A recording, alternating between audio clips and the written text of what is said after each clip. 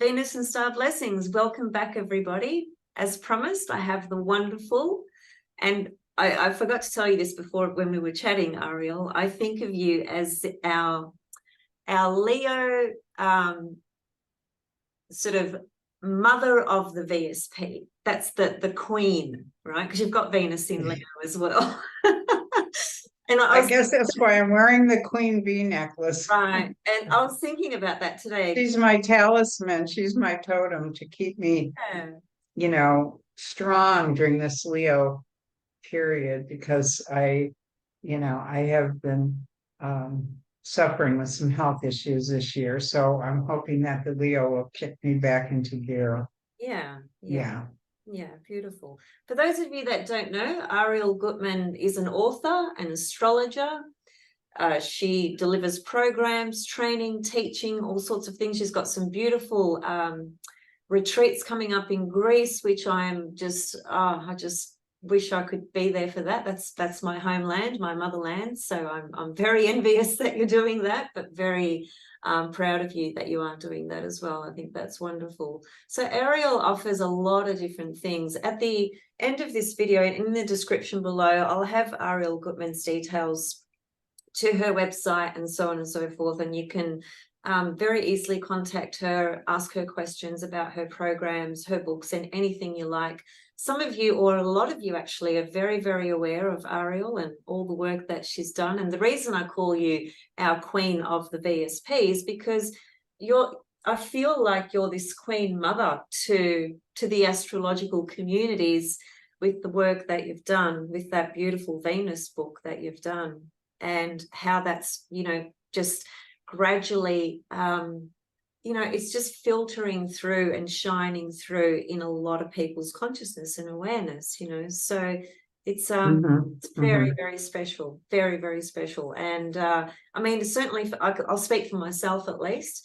When I came across your material and your work and your book, I haven't stopped. I just have not stopped working with the Venus star point. Looking at it in charts, looking at it in famous people's charts, looking at it for collective events and so on and so forth. I'm just like obsessed with that, but I am a Scorpio Venus star point, so that makes me a little bit obsessed with it. Anyway, so today... Well, thank you for those kind words. I haven't thought of myself as a queen, but mother, maybe the mother of the Venus star. Venus in Leo, perhaps soon to be the grandmother of it, because lots of youngsters are being trained in the program now. So I have a lot of followers coming after me, and it's very gratifying to see that so many people around the world have been catching on to it and really seeing the beauty of it. Yeah, absolutely. Yeah. So today we're going to talk about the Cazimi conjunction, the Sun-Venus conjunction in Leo, which is Venus retrograde in Leo, which is a new cycle beginning. It's a morning star. There's lots of things we're going to say about that. And we're also going to look at Sinead O'Connor's chart. I'm going to share some things that I've actually discovered upon looking at her chart. And I think you may bring up Tina Turner as well. So two wonderful, powerful powerhouse women, both of them in their own right.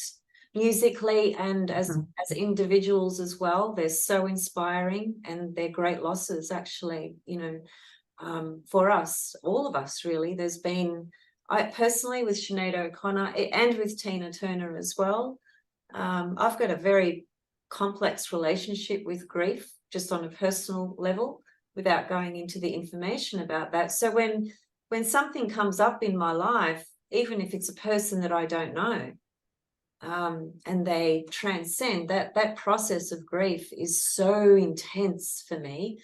So when Sinead transcended a couple of weeks ago, I think I took about 2 weeks to communicate to people again. I just went into that sort of real quiet, deep feeling space, which is whilst Venus was retrograde. But anyway, there's lots of things I want to say about Sinead, and that includes Venus's invisibility and visibility as well. There's just a few really interesting factors around that with her transcendence and things like that. But I'll hand it over to you, and maybe we'll start with just Venus in Leo and the Cazimi conjunction coming up on the 13th of August, which I'm really super excited about. And I think many people are.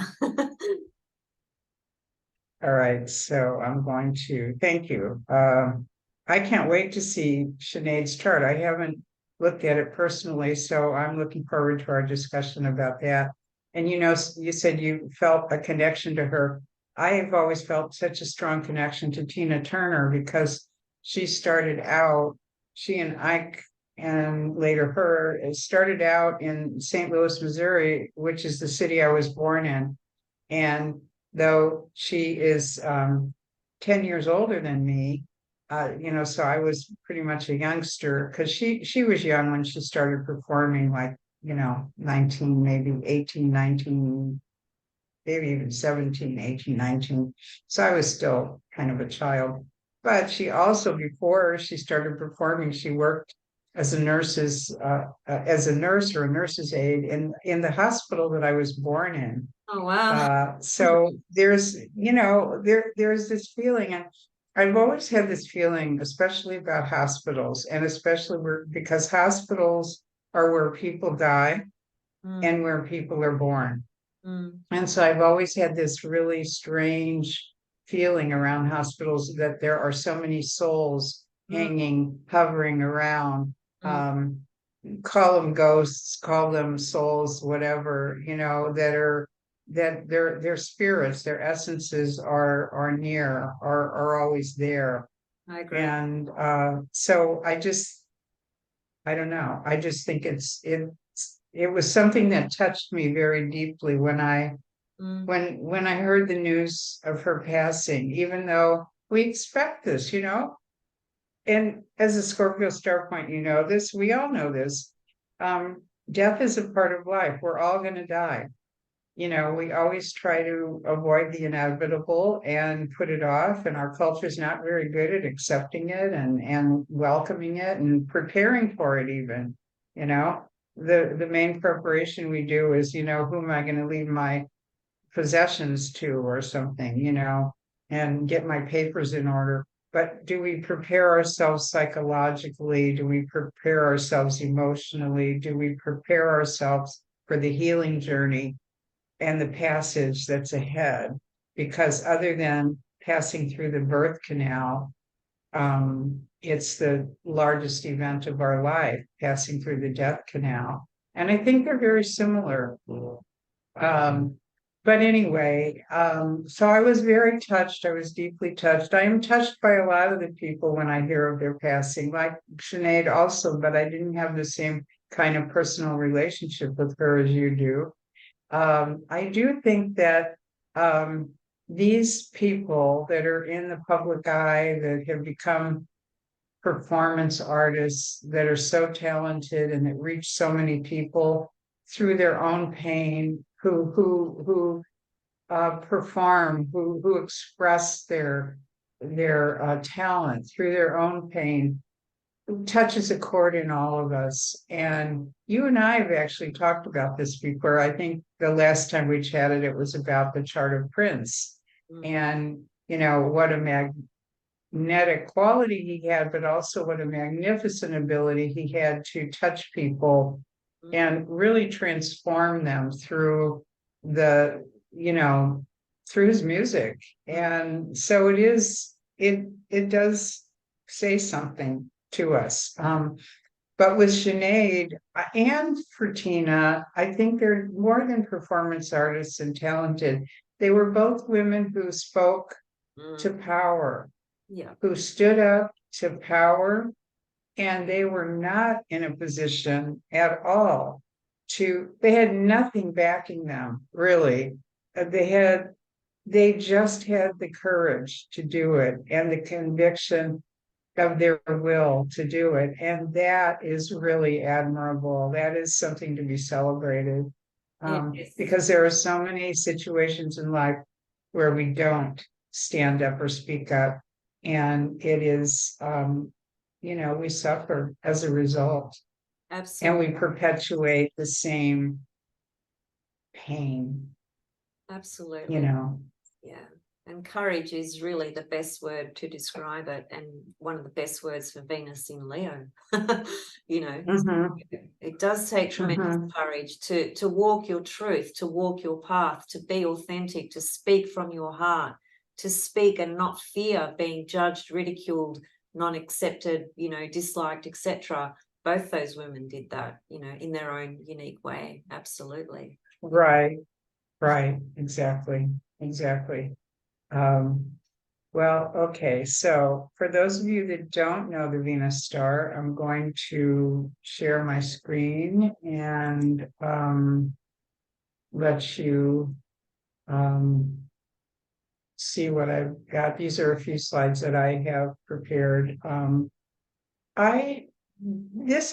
This pattern is a computer generated graphic of the Earth and Venus going around the sun, and it describes 8 full orbital cycles. And as you can see in the middle of that, there's a beautiful 5-petaled flower. I mean, even a computer graphic can make this thing look beautiful, like an unfolding rose. And that's what Venus is. She's always been called the rose, the flower, that of beauty, that brings beauty to us. And beauty sometimes in life, and I don't mean outer beauty, you know, how beautiful is somebody to look at, or how beautiful is something. That's how the culture pretty much interprets it. But we're talking here about inner beauty. We're talking about what is on the inside. What is a beautiful soul? What is a beautiful person? What is a beautiful heart? You know, so this graphic, I love it because I didn't create this graphic. This was created from somebody somewhere out there in cyberland that knows how to do these kinds of things. But we didn't actually, until modern times, we didn't really actually know that Venus and Earth created this beautiful rose pattern, this 5-petaled flower. Specifically until we could see not only through telescopes, which were a more modern invention, but through computer graphics, which were an even more modern invention. But the ancients did know. The ancients did know about her 5 points. And the Maya called it the 5 seasonal risings of Venus. And they had observatory points. They have temples. I've been to the Venus temple in the Maya jungle that looked at it from a height to observe where Venus was at these different points. And they represented each of those 5 points was given a different animal-like feature, same as our zodiac, similar to our zodiac, the 12 signs, which are mostly animals. There's a few humans in there, but it kind of characterizes the nature of the signs that way. So the ancient Greeks knew about it. They knew that Venus in the morning and Venus in the evening was something, it was the same planet. It was the same thing. They knew she disappeared for a while. And that's really what's happening now. We are in the in-between phase. When Venus goes retrograde, she's in a very unique place in her orbit, especially when she's retrograde and disappearing, because she's ending up a cycle that began her synodic cycle, which means, one full cycle around, is 584 days. And that's 1.6 years. 1.6 Earth years. And 1.6 is the equation that Venus represents. It's called phi or phi. It's phi ratio. It's also called the golden mean.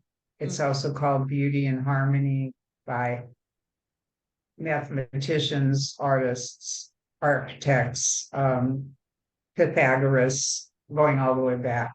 So what the ancients knew, that Venus represented harmony and beauty, wasn't just, oh, that planet in the sky is pretty and bright, we'll call her the goddess of harmony and love. No, there was an actual reason for it. In her actual orbit with Earth around the sun, she creates that golden mean over and over and over again. It's a spiral, it's a star, it's lots of things. It's a heart shape. Mm, The heart is two, actually, what we draw as a human as a heart mm-hmm. is two spirals going in and facing each other, Oh, you that's know? So it's shells, beautiful shells. She was born of the sea. So there's a lot of things about even looking at this image that can bring you into that place of harmony and beauty and inner peace. mm, absolutely. Yeah. This is one of my favorite depictions of it. The heart and the star of our cosmos. You can see from 1 to 2 to 3 to 4 to 5 and back to 1. This is our 5-pointed star Mhm. that every 1.6 years Venus does with her retrograde. And so you can see the star that she forms. You can see also in the orbit that heart shape. And you can also see the retrograde loops at each star point. Those darker pink loops are actually loops. You know, people think that when a planet goes retrograde, especially something like Mercury or Venus, that it just goes up and then back and then up again. Not at all. Yeah. It's actually going off road. It's turning off. It's taking another course. It's either going south when it was going north, or it's going west when it was going east, but it's taking a different road for a while. And so what happens to us during that retrograde is we are contemplating and pondering things, especially with Mercury retrograde. You know, we're rethinking situations. Maybe a really great time to edit a project that you're working on because it's Mercury and it's the mental and logical mind. But Venus retrograde is different. Venus is the heart mind. And the heart mind is like 5,000 times more powerful than the brain. In terms of the energy it emanates and receives. And if we start doing our thinking with the heart, and really trusting that, the heart doesn't lie to us. The mind does lie to us. The mind talks us in and out of things and presents things in, you know, curious ways. And even Mercury, who represents the mind, was always called the little trickster. Even more so when Mercury goes retrograde. And there's many stories in mythology about that, about Mercury's little tricks and games. You know, Mercury's also the master of games. But the real heart-centered universe that we all belong to is controlled by Venus. And she is this is the operating system, the Venus star point. This is the operating system for heart connection in our cosmos. And I do call her the cosmic heartbeat. And if you want to study more about her cycle, you can. There are many numbers that are useful to know. Like every 9 months, she goes from one star point to the next. But every 1.6 years, one of those is a retrograde. Every 4 years, she returns to the same sign, opposite phase. Like instead of new moon, it would be a full moon. It's like new Venus, full Venus. And But so every 8 years, it's sorry to interrupt you. At the moment, the Venus Leo retrograde cycle, the conjunction that occurs on the 13th, that's like a new moon phase, right? That's like a new moon phase, basically. Yeah. Yeah. When it's retrograde, when it's retrograde, this is my interpretation. Other astrologers might tell you differently. I have heard people say they think that the new Venus cycle starts at her superior conjunction on the far side of the sun. But I don't get that at all. To me, that's like a full moon. That's not the start of the cycle. This is the start of the cycle, the retrograde. And from the retrograde that we're in now, she will emerge as a morning star. So if you are a morning star Venus, the conjunction before birth was a retrograde. If you are an evening star, the conjunction before birth was direct. on the far side of the sun. This is where she's perigee, closest to the earth. Yeah. So she manifests her energy on the earth more. And I will tell you, the retrograde Venus, according to some ancient myths, she came out of her retrograde when she emerged as the morning star, which she will do in about a week or 10 days. You've probably been watching her, for you guys, all winter, but for us all summer. Yeah. In the evening sky, so beautiful, so romantic. And I think that's why the ancients also decided she was going to be called the love goddess, because I think Venus at night in the night sky has so much to do with romance. You're strolling along and at night and you see this right after sunset, you just have watched the sunset, which is romantic in itself, but then you see this beautiful star emerging right after sunset, coming first very faintly into view, and then within an hour after sunset, getting brighter and brighter and brighter. That's usually Venus in the evening sky. And you can see her like this for about 7 months. So it's every night for about 7 months. I just wanted to say something to that, which I really only just recently witnessed actually with my own eyes, because now I live in the western side. So I've been watching Venus in the evening sky, these last 7-8 months, whatever it's been. And what I realized is that when she's born as an evening star, right, she comes in quite quickly. Sorry, the other way around. She comes in very, very slowly, right? When she's born as an evening star. By the time you see the sky, like it's like this entrance that she makes, like this mysterious, this beautiful, mysterious goddess that just comes in a very sort of fluid kind of way, very much if we think about it from the point of view of evening star qualities, right? What the evening star represents. And then as she's preparing to leave her evening star phase, she vanishes, bang, just like one night she's there and the next night she's completely gone. So she comes in slowly and she vanishes very quickly. And with the morning star, it's the reverse. It's the opposite. Right.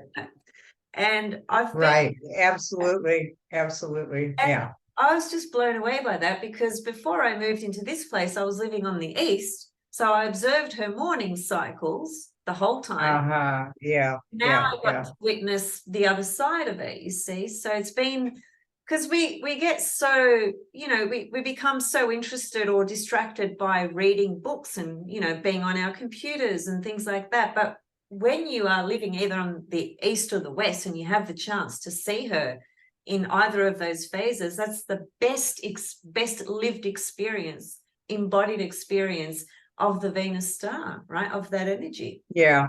Her vibration. Yeah. So I just want it's lovely if you have a western view and an eastern view from where you live. Like I'm on an upper floor. I live on an upper floor right now. So I see the full moon rising in the east, big and beautiful, from my veranda. But I live also, a 5-minute walk to the seafront, which faces west. Nice. So at sunset, I'm usually down at the sea watching sunset and watching Venus come up after. But now I'll be sitting on my veranda watching Venus come up in the morning sky. Beautiful. If I can remember to get up that early.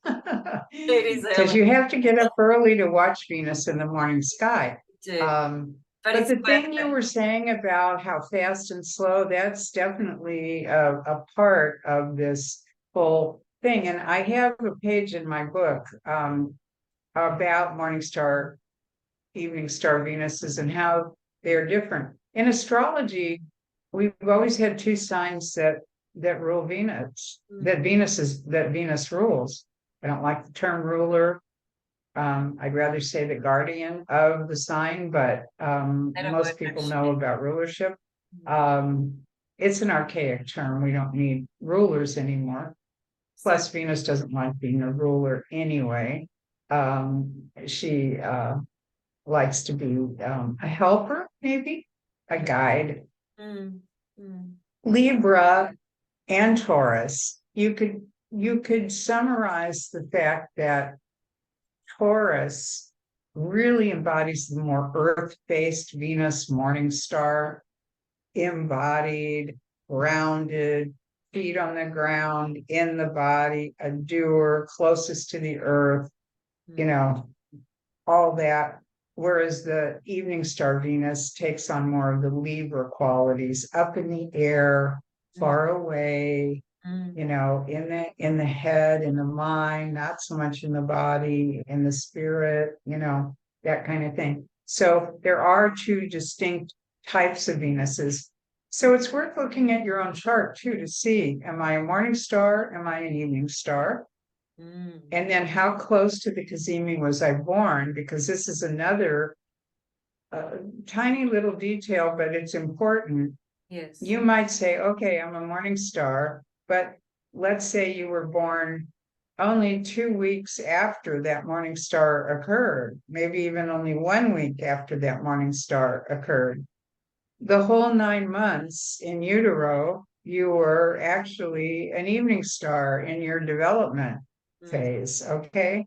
And so if you are a morning star just right occurring around the time of your birth, you don't come in actively embodying morning star qualities. You are actually in a transition phase until at least, I'd say, give it a good 30 years, 20 to 30 years of your life that you are like around the Saturn return. But because I think it takes that amount of time to really get into, you're integrating, you're going from, that yang or that male oriented kind of Venus to that yin receptive female type Venus.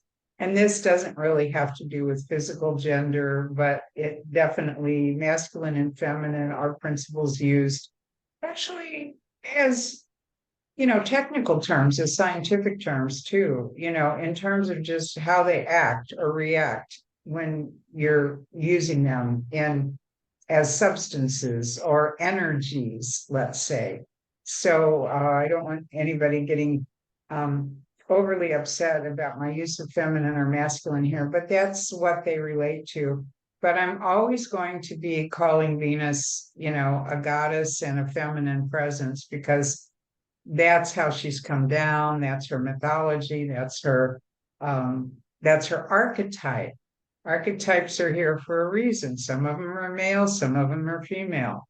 It doesn't mean that just because the Venus archetype is a female, that you as a man can't have a ton of that. I've had many men come to me for astrological sessions that say, gosh, Venus is so strong in my chart. I'm Libra rising, I'm on Taurus sun, I've got Venus conjunct this, I've got blah, blah, blah, well, yeah, you are. You're very Venusian. You're a carrier of Venusian energy for sure, you know. So, but how does that work? It's the same for women. We're seeing a lot of Mars, Pluto, Aries, Scorpio, star point women these days that, are embodied warriors, and that used to be designated as a very masculine kind of thing, but no, they're coming through female bodies. So there's a lot of mixing up going on now. I think there always has been, because we've always had those kind of energies in this guy, but it's only recently that we've allowed men to become in tune more with their feminine, softer side, even exploring the idea of becoming transgender. It's only recently that the society and the culture has caught up to having women claim their power and their authority and their warrior side in the world and in life. So we are at a some say we're at a frightening kind of phase regarding all this gender mix up. But I think in other ways, I think let a person be what they are, you know, let them just, what's inside you to be. And that's really going back to the Venus star. That's really where we center ourselves. We center ourselves in our own heart. It's nobody else's. It's nobody else's mind heart. We center ourselves in our heart with, what do I feel? What do I need? What do I want? What do I have to give? What do I have to share? What do I have? What gives me joy in life? Yeah, and two So, things that come to mind with everything you just said. The first thing is that, the Venus star points, when we're talking about the morning star, that's the warrior goddess, that's the Pallas Athena side of Venus, right? And then when we're talking about the evening star, that's the Aphrodite side of Venus, the one that has a lot more correspondence to love, as it were, right?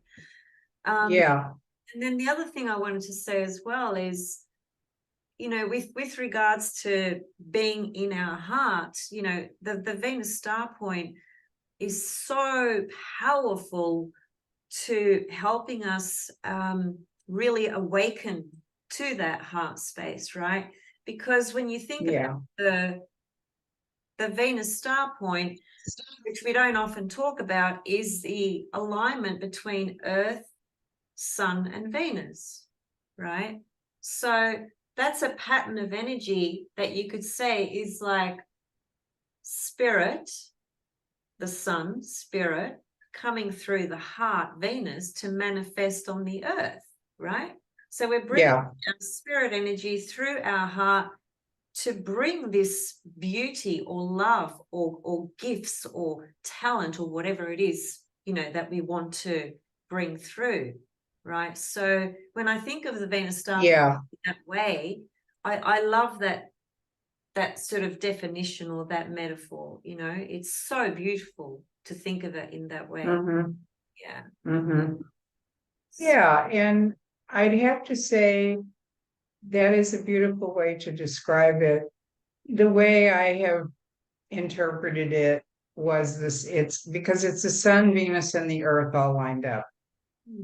The only difference is, in a morning star, Venus is between the sun and the earth, and in an evening star, the sun is between Venus and the earth. So, but the components are the same, even though they're placed differently. It's still the light of the sun, the love of Venus, and the body of Earth, so that it infused into us in the Cazimi, which is what the star point is, when they're all lined up like that. And that's how it's different from your natal Venus. Your natal Venus is just Venus by herself going around this track. Behind me, there's this thin blue line. Okay, so all the planets move around a track around the sun. And of course, they're in different lanes, like when you're watching runners, running a race around a track. They're in different lanes, but they are basically moving along just on that lane by themselves. And then you capture a photograph of, one moment during that race. And that's wherever the runners happen to be, in this case, the planets. That's your birth chart. That's where they were when you were born. But in the case of the Venus star point, it's before you were born. It's when, at a certain point in time, it could be a week before you were born, it could be 5 months before you were born, but at some point within the last 9 months before you were born, it's Venus, Sun, and the Earth all lined up. So it gives us a much more powerful set of conditions going on there for Venus coming through the inside rather than the outside. And we can talk more about that later when we look at charts. I'm going to run through these slides pretty quickly so we can get on to the chart discussion. Oh, let's see what's next.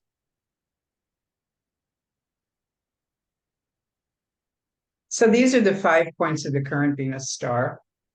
Just in case anybody is tracking this, the picture in the middle is the 2020 star. So don't look at those degrees because it's moved slightly since then. But that's the basic pattern still. But right now, we're ending the cycle of the 18 Capricorn star that was in January of 22, the retrograde. Then in October, we had the first Libra star point of our current time line, 29 Libra, the end of Scorpio. That was a big one, that shift from Scorpio to Libra. Massive. And we're still in the middle of that. Yeah. I just want to say something about that from a personal perspective anyway, because I was aware of it for a long time, that is its ingress state and so forth. And because it's exactly opposite my own Mercury and my Sun, like exactly. And I thought, what's that going to be for me? I was thinking about that for a long time. And I know what it is because I've just put together a course that I'll be teaching, which starts this month actually.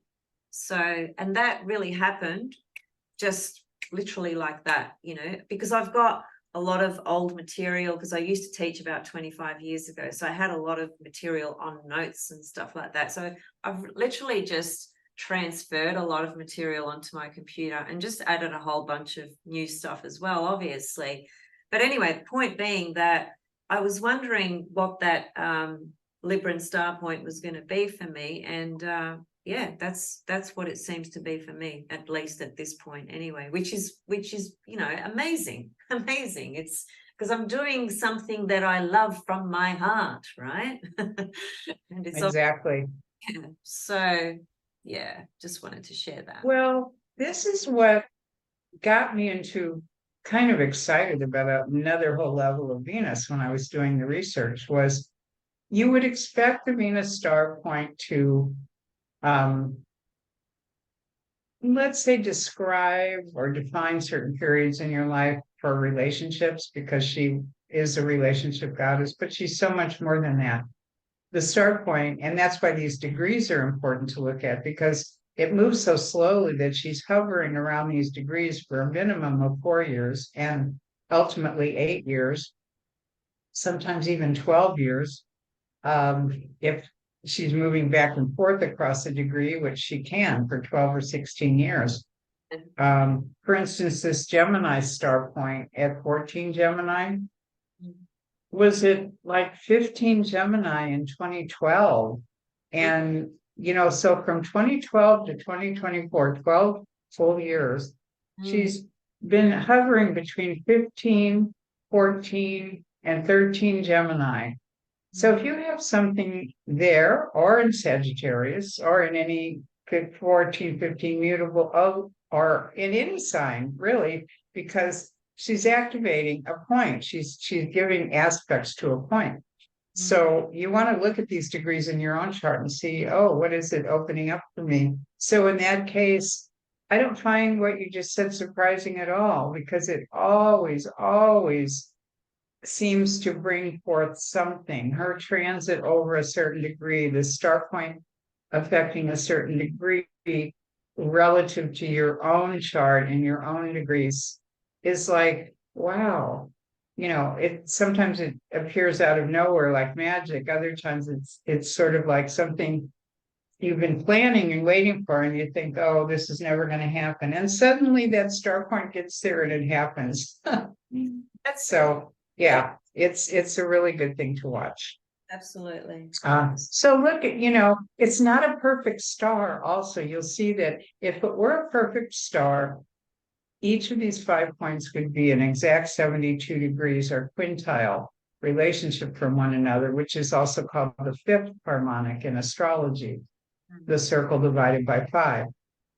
The thing about using the Venus star point and really connecting to it deeply is that it's the fifth harmonic that we're working with.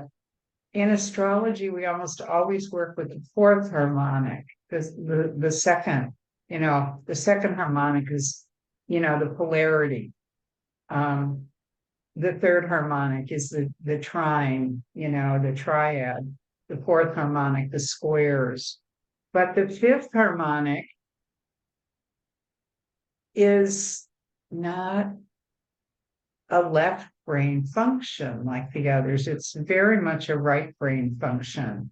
And so we do have to switch hemispheres of our brain in order to actually think like this and to understand this. And so a lot of people don't get it right away if they have trouble switching hemispheres from what they're used to thinking of with astrology. Because even though astrology is a mystical subject and it's very, it can take you out into cosmic dimensions and kind of take you out of left brain thinking, to actually do a chart and understand it and delineate it is very left brain thinking, because you have to do all these, calculations and figure out what the aspects are and look at numbers and all that. That's very mechanical left brain kind of thing. So we're using our right brains to really look at the Venus star, the quintile, the fifth harmonic, which also includes the biquintile. Point to point here, point Gemini to point Aries would be like a quintile, but point Gemini to point Capricorn here would be a biquintile. So basically, there we have it. Mm-hmm. Okay. That reminds me actually, which I can show in a moment, but the chart for when Venus actually went retrograde, I don't know if you've looked at that, but it was a mind-boggling chart. It was Venus involved in a mystic rectangle, and forming two yachts, was it? I think I'll bring up the chart later because it's just between Pluto and Neptune also. Right. Yeah. But on the other side, she was at the midpoint of the sun and the moon. And that's what intrigued me the most. She's actually at the midpoint of the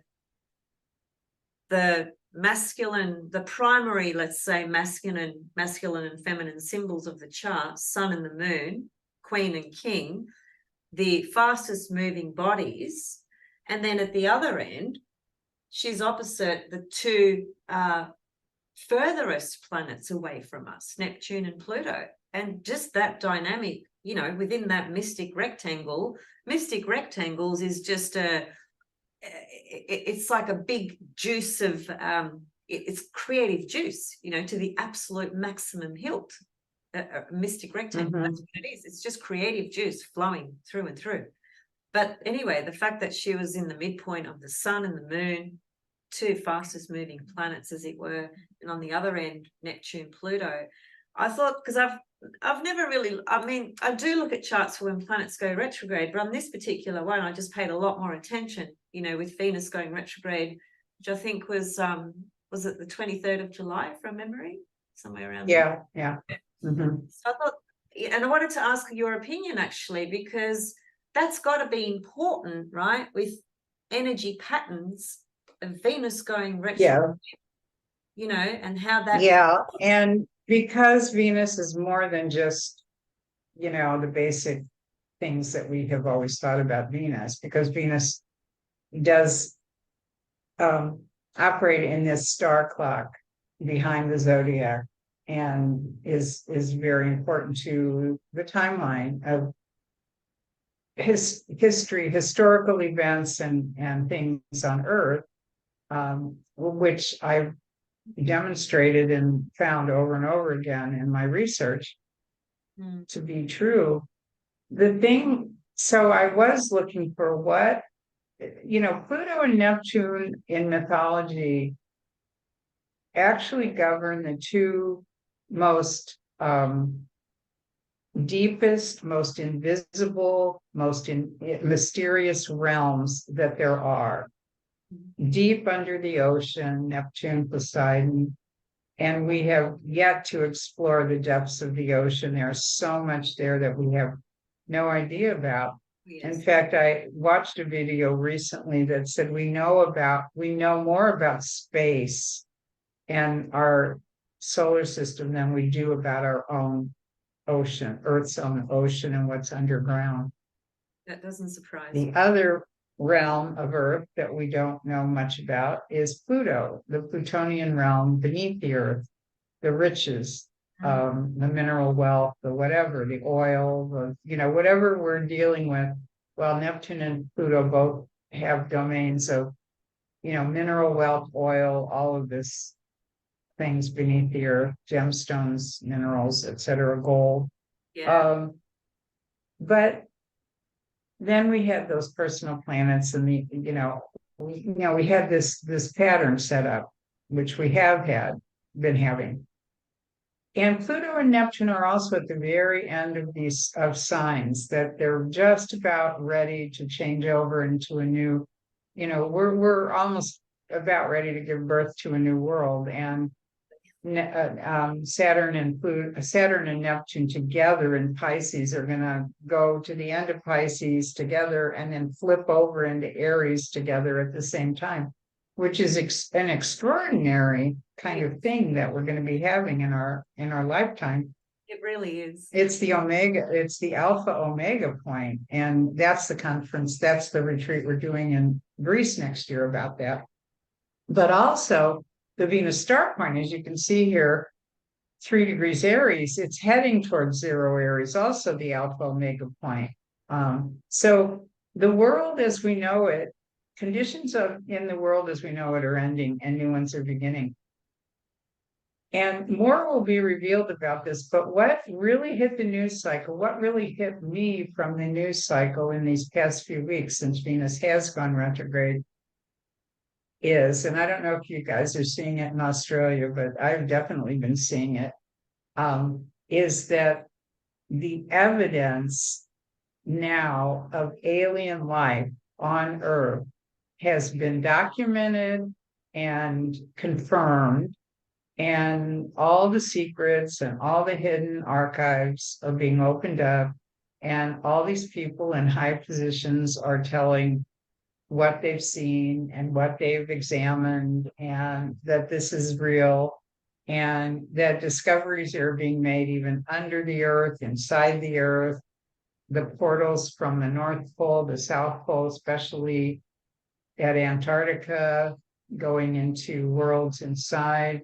I mean, we have so much information to find out about things we have not been able to see, and things we knew were happening, because a lot of times Neptune operates on pure faith. It's what we believe in. We don't necessarily see it or have any evidence that it's real, but we believe in it. In fact, religion is based a lot on that premise. There's never been any proof of anything real in terms of what's created the world or how it was created, or but we have all these stories that tell us this is how it was, and we believe them. Okay, so it's belief, it's the faith, it's faith and belief and trust in something. And even people who have always said, okay, there's aliens out there and I know it, but nobody believed them. It's sort of like, well, now we're seeing that maybe you were right after all. I mean, there's going to be other things too, but that was what hit me immediately about this whole pattern that's going on in the sky right now. I thought it was interesting, and it's leading us into this Alpha Omega point where, we've got artificial intelligence coming in to the human, to stand side by side with humans. And, is that going to be a threat, or is that going to be helpful to us? Could be both. Right now, it looks like they could be very helpful in some cases. But in the wrong hand. But could be, yeah. Again, in the right hands, it could be helpful. In the wrong hands, it could be very destructive. And at the same time, the movie Oppenheimer came out about the atomic bomb. And, that is very Plutonian as well. So, and we're revisiting that whole scenario. Yeah, I think with Pluto in Aquarius, we are going to see the most peculiar, most bizarre, strangest things that we could not even conceive of in our own so-called conscious imagination. I really believe that. Right.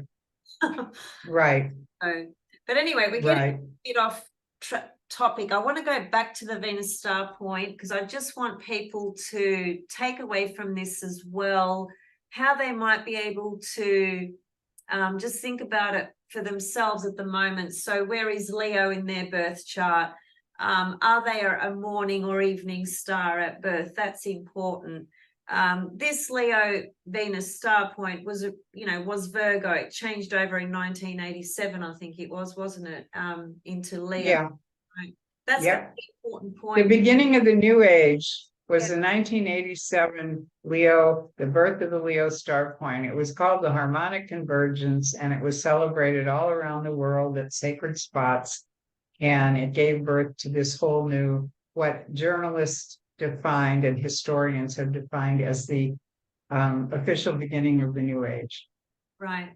Yeah, I think the Venus Leo star point is freaking amazing, and the art and music and musicians that everything that's being created out of that is just unbelievable. I love it personally.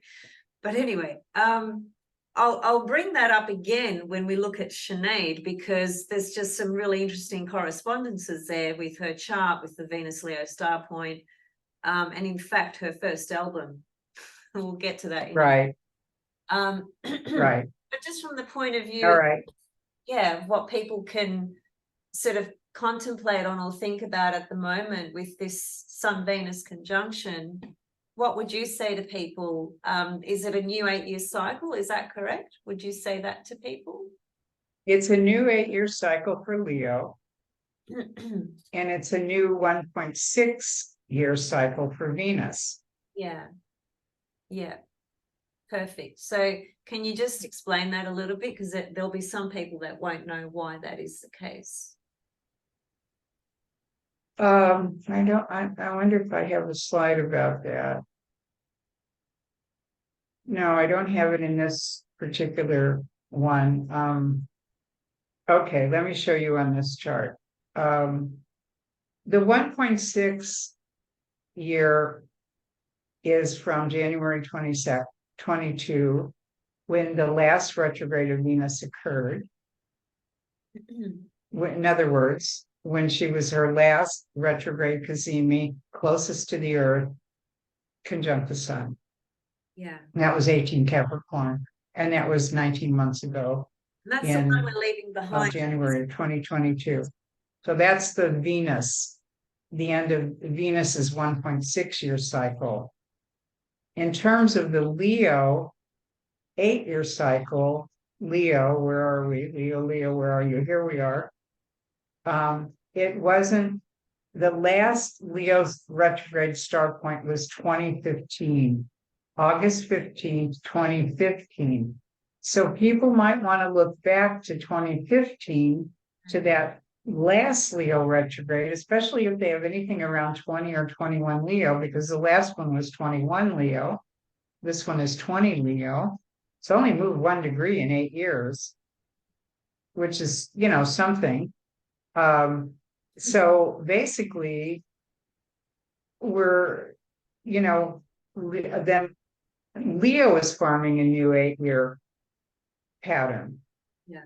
So Venus goes in 1.6 years from the inner star to the next star point to that one on the inside of the circle, not on the outside of the circle, because the ones in between the every other one is the direct. Right. So for instance, you would have Gemini might be retrograde, and then the next star point would be Aries, and it would be direct. And the one after that would be Capricorn, it would be retrograde. Then Scorpio would be direct, and then Leo would be retrograde. And, it just goes around like that. So in 8 years, Venus basically makes two full stars, not just one. She makes a full morning star set and she makes a full evening star set. So Right. that's kind of the important thing to know. Which is- So, but in terms of time, I want to kind of keep moving on here because I've got, Yeah. I know we're going to run out of time and I think we want to get to our chart. So let me just buzz through these slides more quickly. Yeah. If people want to learn more, you know, take a class, watch some videos. I've got other programs that are on my website and ones that are coming up that we can delve deeper into this. But right now, I was just wanting to go through these kind of quickly just to give you an idea of, you know, you can always look back at this later and study it on your own. This is again the 1.6 golden mean in action in nature, and they all emulate the beauty of the Venus star pattern created. And so we love to collect seashells at the sea. We've got many seashells that follow this pattern. Venus was said to be born from the sea in the mythology. We have the apple, which is very much a part of the Venus mythology in terms of the golden apple. The golden apple was tossed onto the table by Eris, and the prize was given to Venus.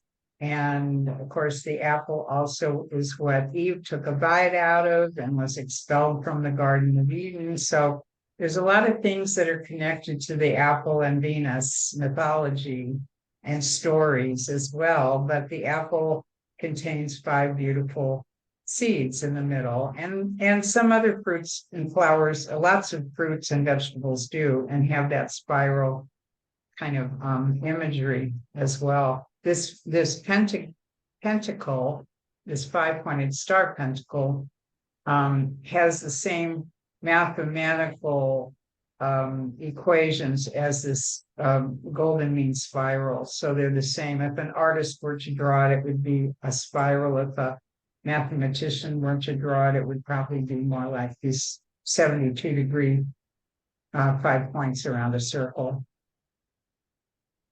So let's just get into the Leo star point of this particular cycle. It's the 10th of 29 Leo Cazimis that we will experience between 1987 when it began and 2100 when it ends. It's actually one of the longest lasting star points of all the signs. They usually average around 100 years. This one's 113 years. So Leo is the longest lasting, you know, power to the Leo, power, strength, endurance, longevity. Yeah. And it's only the 5th retrograde Leo Cazimi of the 14 that will occur in the 113-year cycle. So we're at the 5th one, which is another Venus number.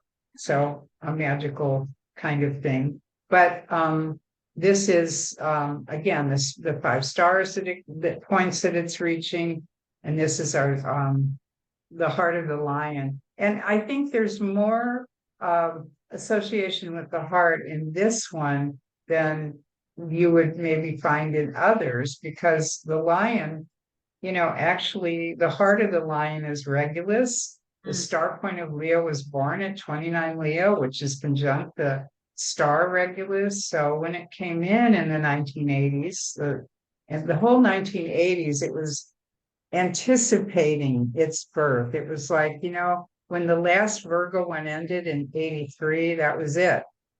You know, but if you are a Virgo star point born before 83, this is your star point now, because it's a continuation of the Virgo star point. It's the same point on the wheel on the 5 points.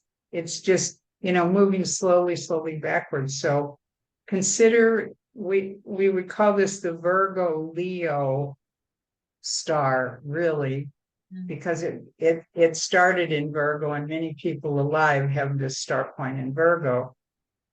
More people alive have it in Virgo than have it in Leo at this point in time. But in 10 or 20 years, that'll change. The Virgo star points will keep dying off, and the more Leo ones will keep being born. So we still have a lot of fluidity between the Virgo and Leo of the two generations of star points. And what does it really mean to us? Venus is a sister planet to Earth. We talked about the dual rulership, the two signs, Taurus and Libra. She has two myths about her birth. In fact, two Greek islands claim her birth, one in the east, interestingly, and one in the west, for morning, evening. That's awesome. And what is she really in our heart? It's pure love. It's untainted, untarnished love. What's the dark side of it? The blocks we have to love, to our heart. Fear, the fear of loving, the fear of our heart breaking. Our heart, as powerful as it is, it's what keeps us alive. When the heart stops, we're not alive anymore, right? But it is so fragile. It is so, so vulnerable to heartbreak and to, being and then shutting it down. And this is what I find for most people who are not operating from the highest, most loving place they can be operating from, is the fear of having their heart, giving their heart to something and, having it broken again. So this is part of the work of Venus. I mean, it's not like Venus doesn't have some assignments with it too. It's clearing the blocks to the heart. She goes into the underworld, right? And has to go through 7 gates. That's her work, right? That's where she encounters death, literally, right? At the end, at least, she's reborn. And that's a powerful story and metaphor for our own transformative work in our life, and how we can open our own heart more and realize that, everything is in cycles and rhythms, and nothing is permanent as well, and Venus is the perfect symbol, Venus star point, for that quality of rhythm in life, right? Exactly. Right. Okay. So this is from my book, and people can go over all of these later. It takes a little while to go through each one. Yeah. This is like if we were doing a master class, we could go through each of these, but we've already talked about a lot of these principles already. Yeah. So people can pause and read it and jot it down, and it's in your book, which I recommend. It's a great book. So yeah. So this is the Venus retrograde cycle, courtesy of Chris Brennan Astrology podcast. He made this graphic, and there is the shadow, the pre-shadow, which began June 19 at 12 Leo. The retrograde began July 22nd, 23rd, depending on where you were in the world, at 28 Leo. The retrograde ends at 12 Leo on its pre-shadow on September 3rd, and the post-shadow ends on October 7th. Venus stays in Leo from June, July, August, September to early October, almost 5 months. Amazing. This year. Amazing. And I'm so Leo in your chart is like hot, baby, hot. It's right now. It's a hot spot. It most certainly is. Yeah, I'm loving this energy. I've got Leo in my descendants, so I love the Leo energy. In others, in just experiencing it in my own heart. Just I love that sense of courage and fire and passion. You've got Venus in Leo. Surely you relate to that as well. Just that Leo lion archetype. And the lion, of course, was the predominant animal for Ishtar in Nana in Babylonian astrology. And I don't know if you're aware of this second thing I'm about to say, because I didn't know this. I just recently found out that the lion, you can almost not almost, you can consider it as like a second exaltation point for Venus. That is, Venus in Leo holds an exaltation position, as she does when she's in Pisces, for instance. That's how strong, that's how I know, I didn't know that, but I did know that Venus, traditional astrologers say that Venus is in her joy when she's in the fifth house. And yes, the fifth house is Leo's natural house. So, yes. So she's and yeah, I do have Venus in the fifth house and in fifth, Leo, but I never knew that, I never put it all together. I mean, I never put it together that, like this in this particular way until I started working more with this. And then I think you pointed out to me at one time too about the five, all the fives in my Venus. yeah. And now we can You add can't make this stuff up. We keep saying this, you that. can't make this stuff up. Now you Yeah. can add to your Venus in Leo at the fifth degree in the fifth house that she's exalted in Leo as per Babylonian astrology. That's why you're Okay. that's why I called you earlier the Queen Mother of the Venus star. There it is. Well, thank you. Maybe it carried over to the Minoan culture because this is a Minoan symbol of the queen bee in the goddess that was worshipped in the Minoan period in Crete and also in Santorini and neighboring places before everything, the big flood, the tsunami, the flood, the volcano and all that. Okay, so outside of this, can you at some stage take a picture and send it to me? Because I can't see it properly through the video, but I really want to see it up close, just as a side note, when you have time.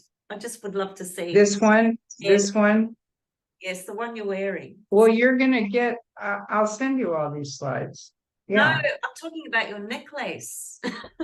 Oh, my necklace. Okay. All right. Yeah, I'll give you a picture of that. Yeah. All right. So in 1987, when Venus came in, between 1983 and 1987, I know, I was going to say, I was waiting for this slide to say it. You are the embodiment of the Leo hair goddess, the queen of the hair. I mean, does that occur for you naturally, or do you work at getting that look? No, this is my natural curl. This is my natural. Wow. But I mean, I do a little bit to style it. I don't wake up with it exactly like this, but more or less, this is it. Right. Yeah. Right. Well, it's stunning. It's beautiful. Thank But you. what I was going to say about this Venus Leo cycle was that try a new hairstyle, big and bold. Remember remember the big hair bands of the 80s. It was like everybody was doing their hair. Yeah, totally. Be colorful. This is a watercolor of a beautiful lion with color. Change your color around, change your style a little bit, break out of a box. That's a really Leo is the queen of performance art. Do something exciting, It's because I think when you do that as well, it livens up that inner child. It brings in that joy. We've got so much heaviness in the world. We all know that, right? We've had it consistently, particularly the last 3 years, and it can be so heavy, this reality. So this Leo Venus star point can reconnect us with joy again. That's what I feel. But we need to, be sort of participating in that with Venus, participating in playing around with the energy, connecting with that place inside of our nature and experiencing that, So, yeah. And actually, when I think back to it, if you think of metal bands as being, really masculine with their leather and their, all that motorcycle look, it was basically them dressing up in a sense like women because their hair and their makeup, their jewelry, look at the earrings, the makeup, the eyeliner, the eyeshadow and the eyeliner, the lipstick, they were they were presenting themselves as, kind of like very feminine, Mm, mm, but also very masculine. mm, There was something about this that had great power to it. I think when the masculine and the feminine are integrated at this level, mm, there is such great power, because when you're just operating outside of one polarity or the other at its extreme, mm, mm. it's more vulnerable, it's not balanced. So this is more like a balance. You were saying earlier, and I wanted to add one thing to it, and I forgot, was that about the morning star, evening star, for instance, that the morning star operates more like Athena and the evening star operates more like Aphrodite. True. But also, if two of the main star points of our generation, of our lifetime, have been Aries and Scorpio, those are Mars, Mm. underlying Mars energies. Yeah. And so, even if you're an evening star Aries or an evening star Scorpio, you still have a lot of Martian energy uh, combining into that evening star energy. So it gives more of a balance that way. In fact, that's actually a beautiful way to even think about it. So here's some more big hair of the 80s. We have, it's funny to look back on this because considering we're still in the Leo star point, we do not have this look at all right now. Mm, The hair is so dull looking. I was looking at pictures on the internet of people now, mm. the big people out there, Taylor Swift and Beyonce and, all the ones that are out there. And their hair is just sort of, it's nice, but it's not like, you know, Mm. and perhaps, of course that big hair has gone out of style, but it definitely came in, and I think it will come back again too, but it's gonna and I was thinking about the last Leo star point that was 250 years ago Mm. that we're matching now, because the star point, wheel shifts every 250 years to the same 5 points it was 250 years ago, the same degrees and the same points. And so we're looking at, things like Marie Antoinette and the early British parliamentary people with the big wigs. For a long time, I thought the wig party meant, when I was a child and they talked about the wig party, I always thought it meant the wig party was because they were wearing wigs. Well, yeah, I'm sure I thought that as well. I never Anyway, really but thought about. anyway, not necessarily. I think it was WHIG, but but this is how a child thinks, wig. Oh, they're the wig party. Look at their hair. That's beautiful. That's just innocence, that's beautiful. Yeah. Yeah, yeah.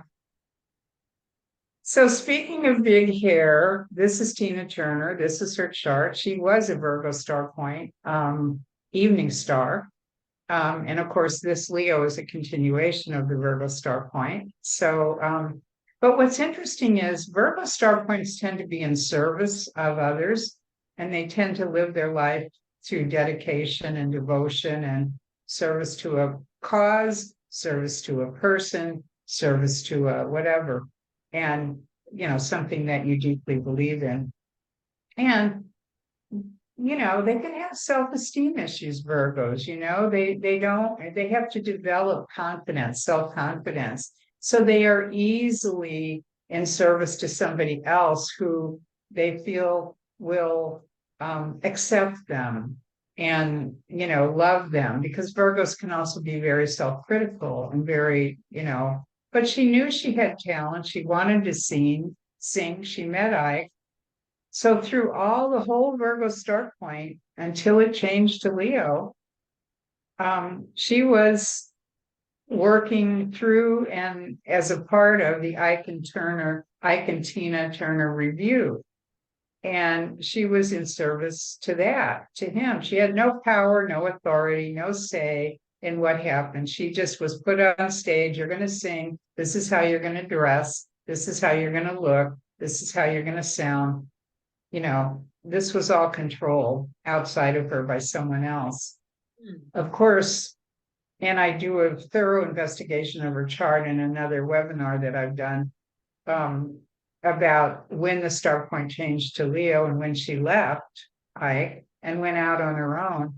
But when she became a solo star on her own, Leo had come in, the Leo star point had come in, and she had taken her power.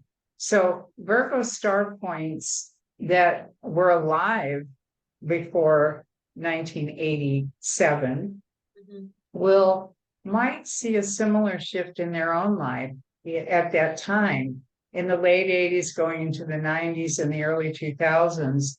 And when I read about her biography, one of the things that was said was that she is one of the biggest success stories of a musical comeback in history, in terms of, you know, after she left Ike, she had a little bit of success on her own. She had no money. She was in huge debt. She owed so much money for legal fees and canceled concert things and all kinds of contracts that she was not fulfilling. And so she started with nothing basically then, and had to build her way back up from scratch. And she had some early success then, but then she kind of leveled off for a while and wasn't really, you know, went into her own little underworld, went into her own Inanna's journey, and came back in the 80s. And it was just smashing the way she came back, because, as they said, it was one of the biggest comebacks. In when she came out with, in the mid 80s, when she came out with the album Private Dancer and the song What's Love Got to Do with It, based on her biography, which she went deep into to write about, and she had to go through into all that pain. She did Nana's journey because she was the queen with all her adornments, and she had to let go of them completely and start over again and come back, you know, to her throne, to reclaim her throne. That's awesome. So I think it's a beautiful story of what can happen. And so if you're at that place in your life, really, where you're down, where you feel like you've been stripped to the bone, you're naked, you're on that meat hook, you're in the underworld, you don't really have any foreseeable future or life ahead of you, don't think that way, because everything is cyclical. And what goes up comes down, what is down comes back up. And so it's just a matter of time until, you know, the ascent happens again, like Venus in the sky. So true. So true.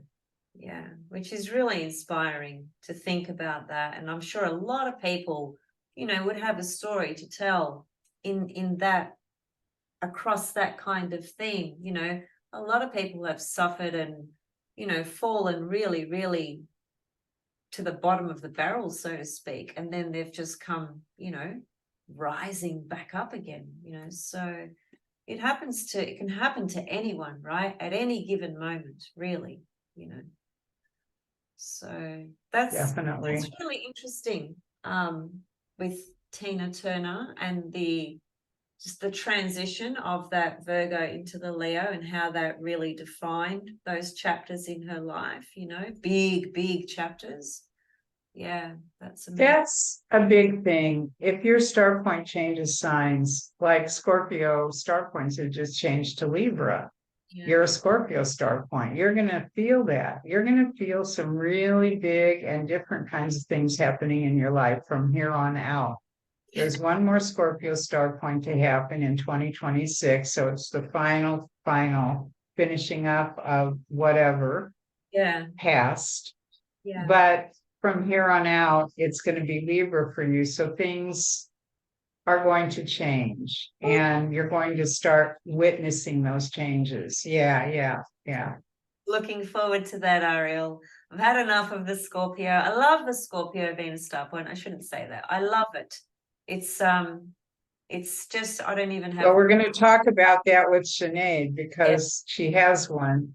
Correct. And there's definitely some high notes in the Scorpio star point, and there's some very low notes as well. Yes. And yeah. And I mean, similarly, if you look at all 5 points of anybody's stars born in our timeline since the 1926 specifically, when the Scorpio star came in, all of us have a Scorpio star point. It may not be our head, our main star point, but it can be hands, it could be a hand, it could be a foot. So somewhere we've had that Scorpio, we have felt that transition process in our life whenever that star point has hit a Scorpio degree in our chart, and it comes back every 4 years, every 8 years, every 4 years, every 8 years.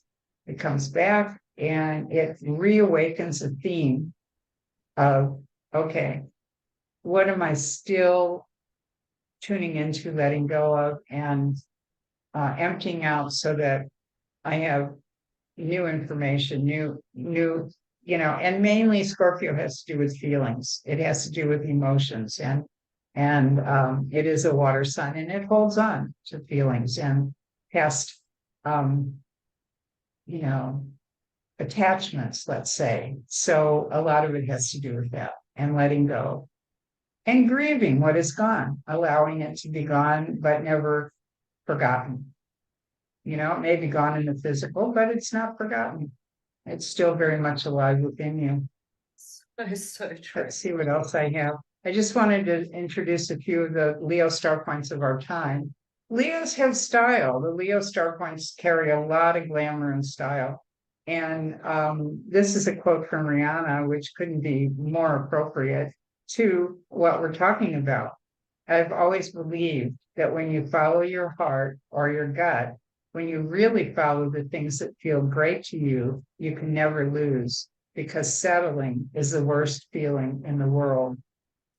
And I actually loved the term, we may know the concept, but I loved the term settling. How many times have we said, well, I settled for this? Yeah. And even that phrase is used when you're negotiating in a legal situation. Well, what was the settlement? Yeah. In other words, what did you accept even though it wasn't what you deserved? Kind of thing. So I think that's a good point to remember. Spoken like a true Leo. And Timothy Chalamet, who I adore, but when he first came out, he's a very talented actor. But when he first came out, one of the things I loved about him most was his hair.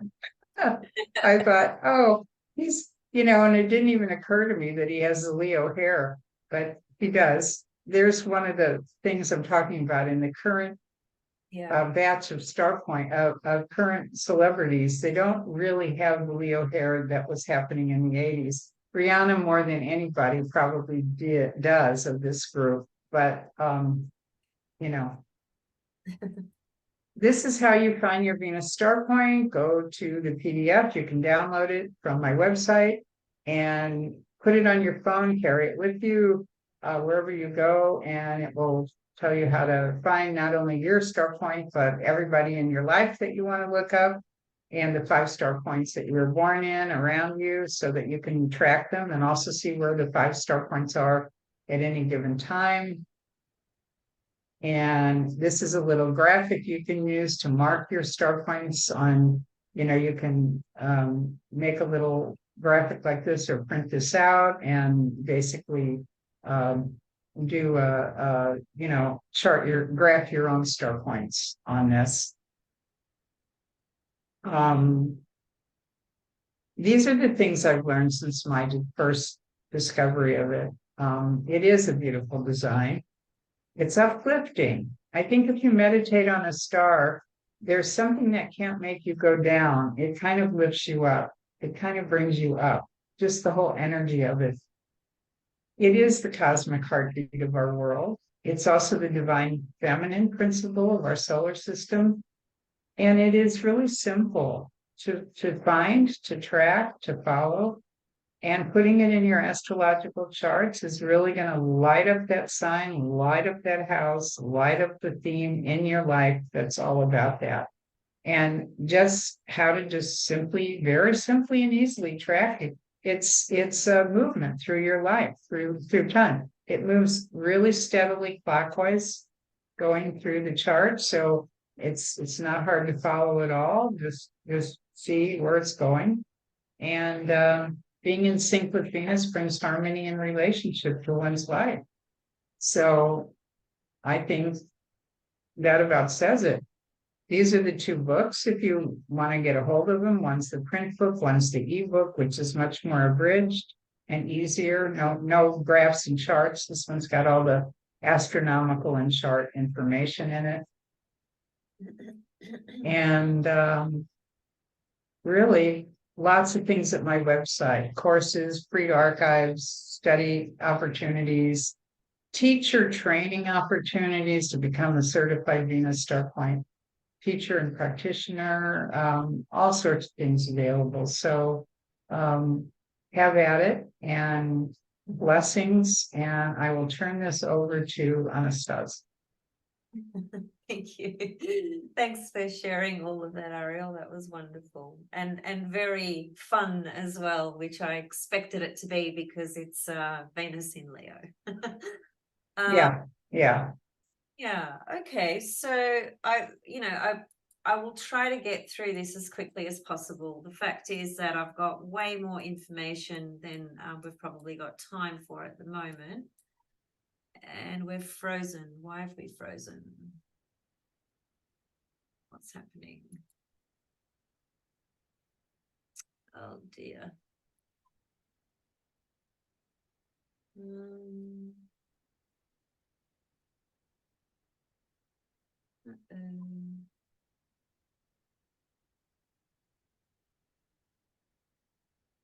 Everything's frozen.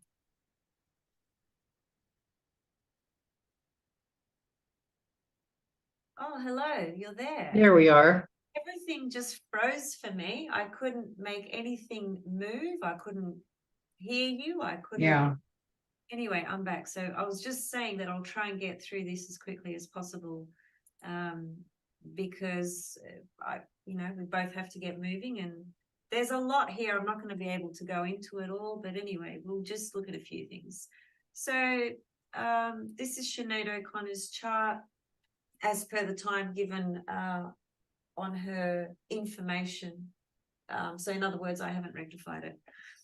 Okay, so God, where do I begin? So she's a Scorpio evening star at birth. That was her Venus star point. And that's very, very interesting unto itself, which why did I stop that again? Which I wanted to make notes on this. Oh, okay. All right. Well, I'll come back to my question in a moment. But anyway, her Venus star point is conjunct her south node.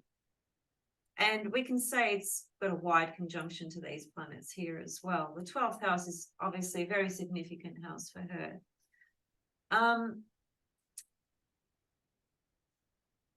There's quite a few things. Where do I begin? Just before I go to the star point, just a couple little highlights with the power of asteroids, because these are really important. There's actually an asteroid called Singer, as in a person who sings. That asteroid, right, it was conjunct her Pluto when she passed away. The transiting asteroid Singer was conjunct. Wow. The asteroid Connors, her surname, was also conjunct her Pluto the day she died. Wow. Connor Singer was conjunct Pluto. Yeah. Wow. Yeah. Can we make this stuff up, or is this universe kind of No, laughing at us. yeah, I think it is. I think it is. Mind-boggling. Asteroid Osiris, which is a lord of the underworld, was conjunct her south node when she died. Asteroid Atropos, which is a Greek name, which is a mythology. You probably know who that is. Atropos, the one that spins the cloth. One of the three fates, yeah. Right. That was conjunct her north node when she died. So there's heaps of powerful asteroid stuff there. They're the main ones, though, that I think are really worth noting and mentioning. From the point of view of other stuff, transiting Saturn was square her ascendant, which is really important because Saturn is, at worst, it's life denying, and the ascendant is life itself. It's birth, body, life, right? So the fact that that was there, I thought was interesting. The Libran Venus star point, 29 degrees. I know it's a bit far from the moon, but, you know, we can play around with that notion because it was, you know, relatively close to her moon. Her secondary progressed Mars is conjunct her moon when she passed away, which I think is important because Mars rules her IC. That's the end of life, the end of matters. And also the Venus Libran star point is conjunct her secondary progressed Mars as well. So those three are together, as it were. You know, and I was thinking about these arguments that astrologers have about what house system you use, and my feeling about it is whatever works for you is going to work.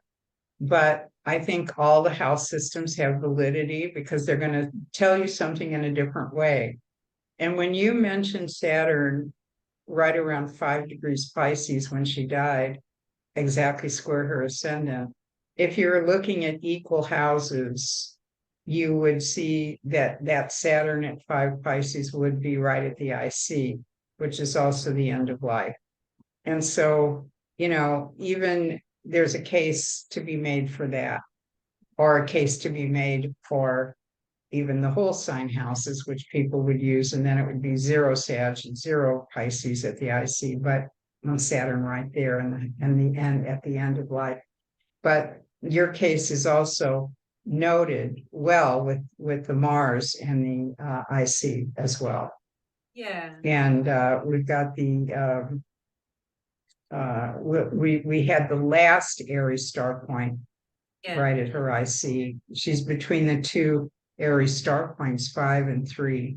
Exactly. That was another thing I was going to mention as well. Yeah. Look, I'm a little bit iffy with the angles of the chart because this chart hasn't been rectified, and you know, if it gets rectified, those degrees might change. So, you know, Saturn is not the main one that I'm sort of really focused on. There's so much else anyway, but I just thought it's worth mentioning symbolically with what the first house represents and what Saturn represents. It's so obvious, right, from that perspective. Scorpio's secondary progressed moon in her 12th house at the time of her death. 12th house is endings, of course, as well. Moon, secondary progressed moon in Scorpio is pretty difficult. Moon in Scorpio, I think, is pretty difficult, right? Now, just going sort of rewinding, when her Scorpio Venus star point, which was an evening star when she was born, she released her first album in 1987, and the name of that album was called The Lion and the Cobra.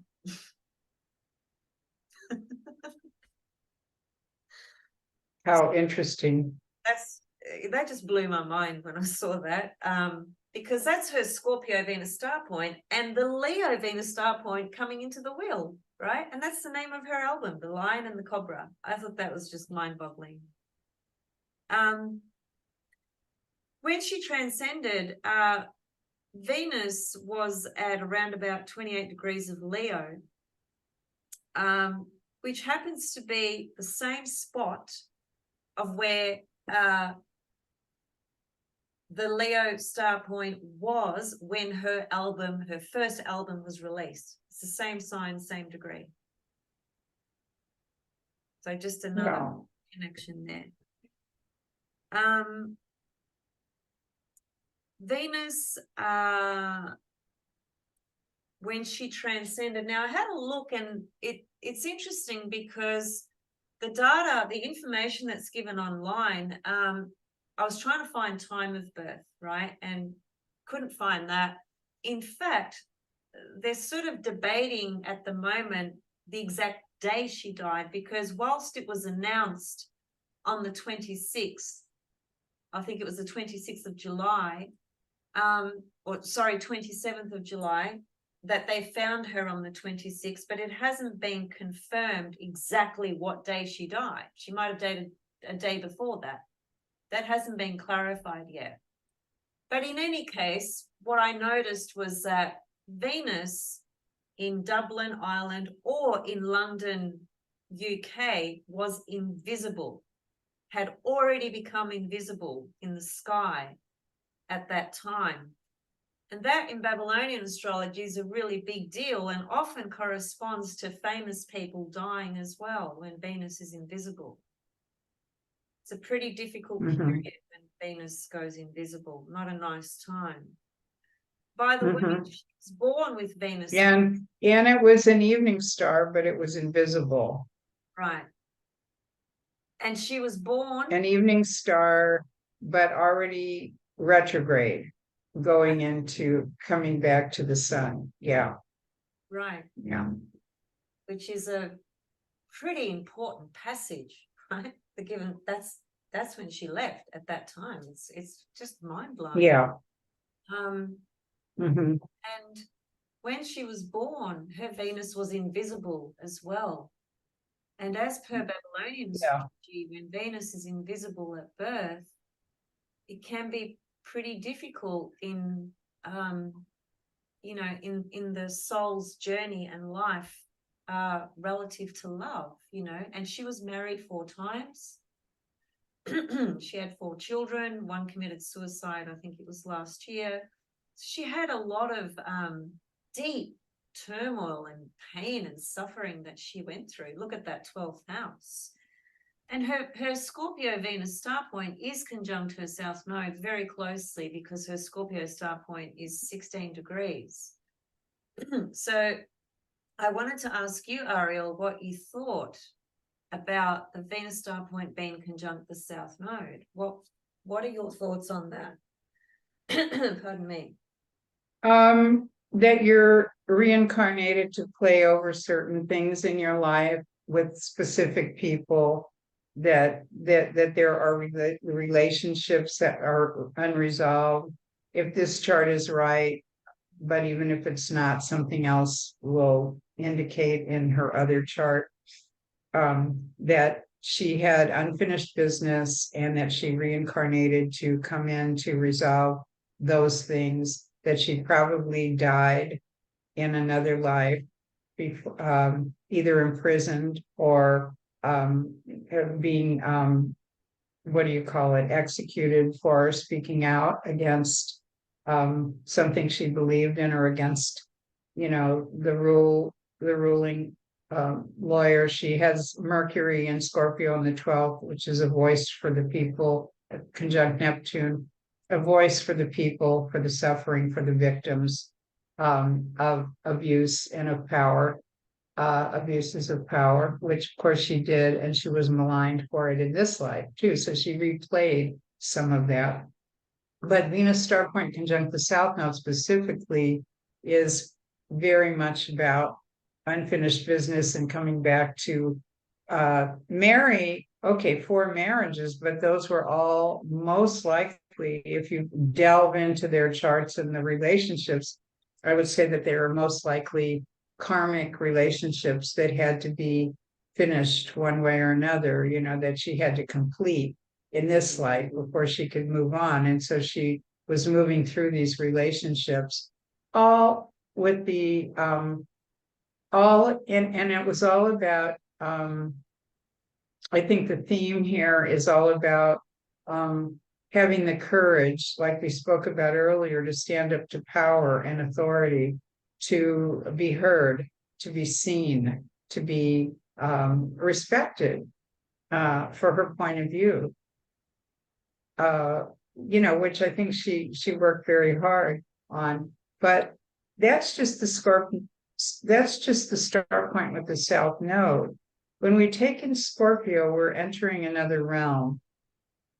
Scorpio star points, more than any other group, and I'm not saying this applies to all Scorpio star points, but when I see the amount of people that have either taken their own life through overdose of drugs or some other self abuse or unhealthy pattern of addiction, it's tied to suffering emotionally and pain that could not be resolved, they could not work with, and thus the pills or the the drugs or whatever to escape from that sort of internal prison that they found themselves in.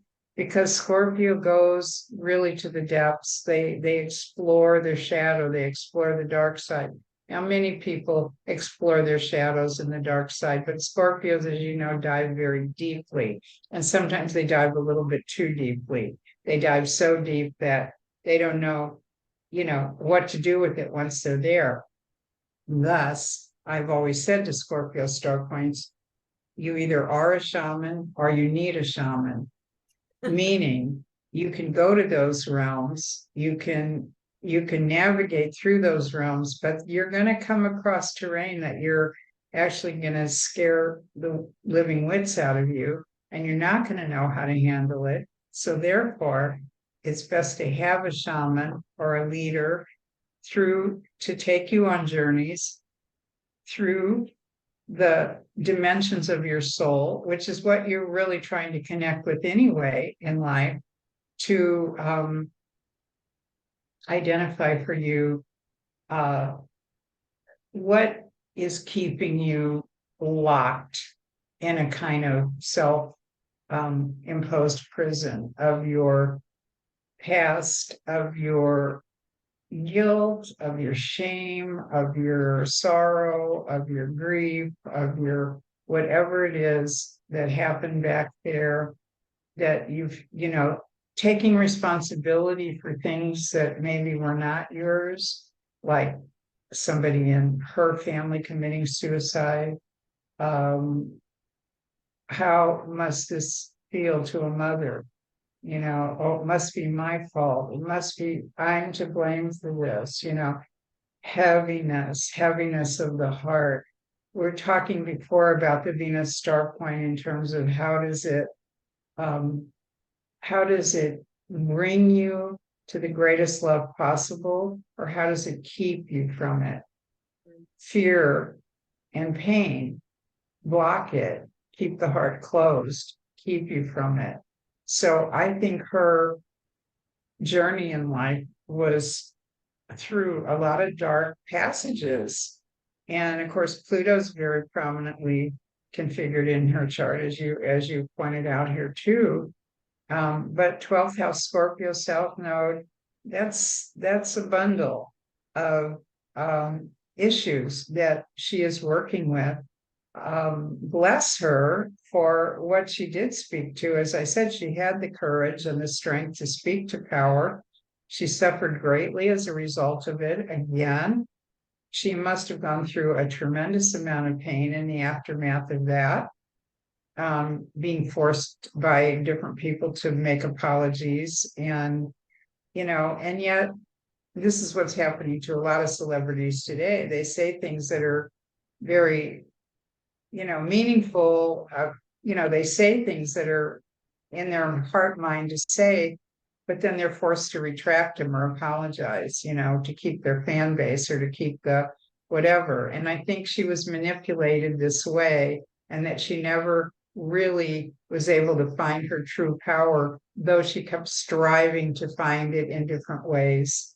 Yeah, I think though with Sinead, from at least from what I've read and what I do understand about her everything you've spoken to relative to the Scorpio 12th house stuff, I completely agree with that, hands down. I think that 12th house is complex beyond our own comprehension. There's so much there, right, that we don't even know for sure, past life stuff, etc. But her whole pain and suffering really was primarily hooked into her mother, actually. She suffered, according to her own words, that is, she suffered tremendous abuse, including sexual abuse, physical, emotional, psychological, all from her own mother. Then her mother died in a car accident when Sinead was just 18.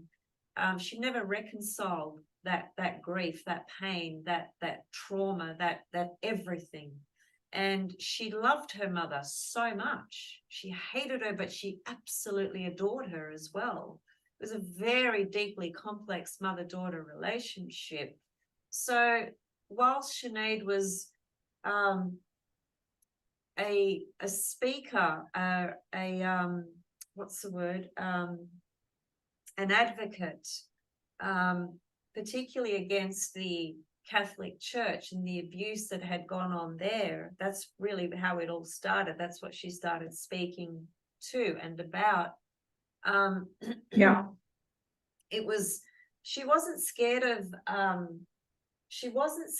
the world. She wasn't scared of rulers. She wasn't scared of dictators. She wasn't scared of the system. Look at this, she's a Sun, Uranus, and Venus as well. Pluto and Uranus are square her Sun. Anyone who has Sun, Uranus are going to rock the boat, and they're going to do it outside of that consensus reality, and they're going to break it all open for everyone to see. They're not scared. They have to rock that boat. That's what she did. She was not scared of that world out there and what the apparent consequences might be. Her whole career went down the tube when she tore up that picture of the Pope back in the 90s, I think. Yeah. She didn't care. She wasn't doing music for money and fame. She really wasn't. She just happened to be naturally talented and gifted. And what she got out of her music was healing. That was her expressing her pain and trauma and how she healed herself. Not completely, because I don't think any of us really do heal ourselves completely. It's an ongoing work in progress, right? So anyway, the point I'm trying to make is that she wasn't afraid about the world as such. Her deep pain is all this 12th house stuff that was highly linked to her mother. That was the unresolved trauma and grief that lingered, and that there was a show, I think it was about maybe 6 years ago, where she spoke publicly about the trauma and the abuse relative to what her mother did to her and so forth. And you could see in that and listen when she was talking that she loves her mother. Then there was another video where she was totally, it looked like she was just so broken. She couldn't be more broken than when you saw her in this particular video, which wasn't too long before her actual passing. And it was like an Instagram public video she made where she was bawling her eyes out. She was shattered. This was all activated from her son's suicide, of course.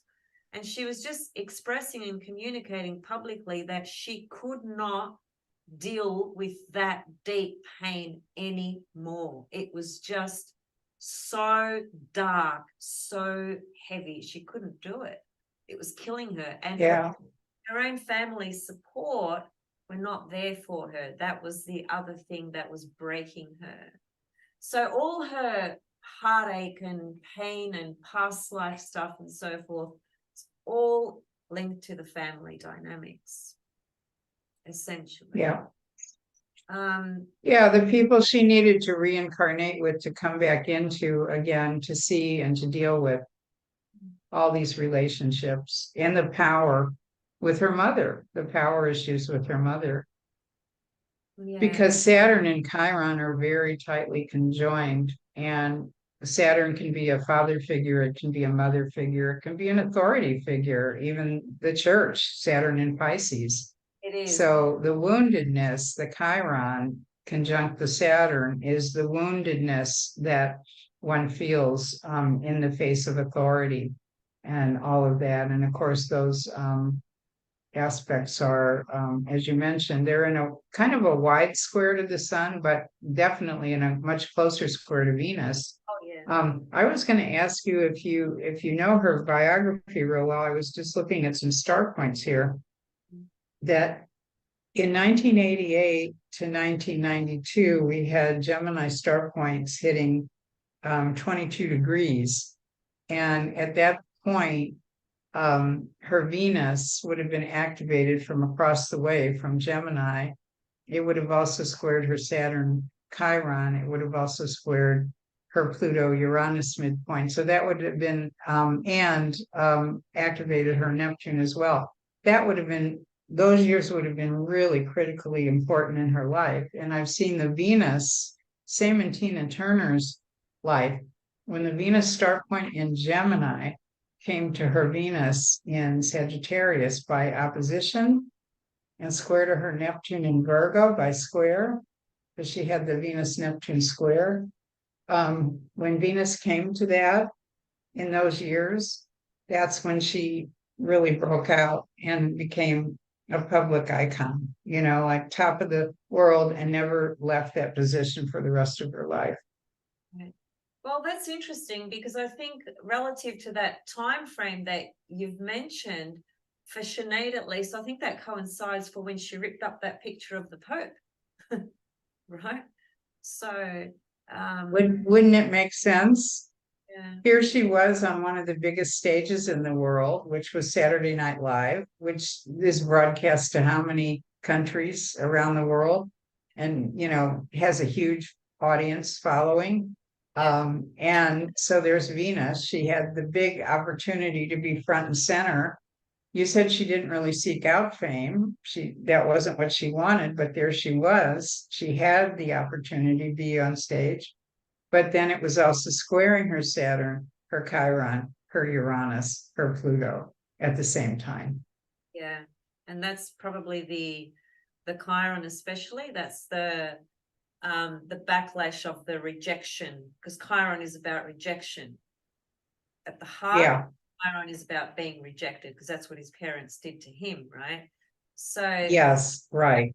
that was her getting the because there was so many people that were Right. so deeply offended, by that act that she did. But she planned the whole thing. So, she could have used that stage to promote herself and her music and her artistry, but she used it to actually do the Scorpio thing and expose something that was, trying to hide, as it were. No, it reminded me of the old story of the old when Marlon Brando was awarded the Oscar for Best Actor for The Godfather, he refused to come to the Oscars. Instead, he sent Native American woman who read something about something he had written and something that she presented about the treatment of Native Americans and so forth. And she was booed off the stage. She was, since then, Hollywood has made, complete apologies to her and whatnot, but it took a long, long time for that to happen. And I think similarly with Sinead, there was a lot of time in between when, where do you go from there? Yeah. Look, it's complex, and we could talk about this for hours, and there's heaps more that I haven't even been able to bring in, but I think we probably should close it up for now anyway. Yeah, it's time. I've got to go soon anyway.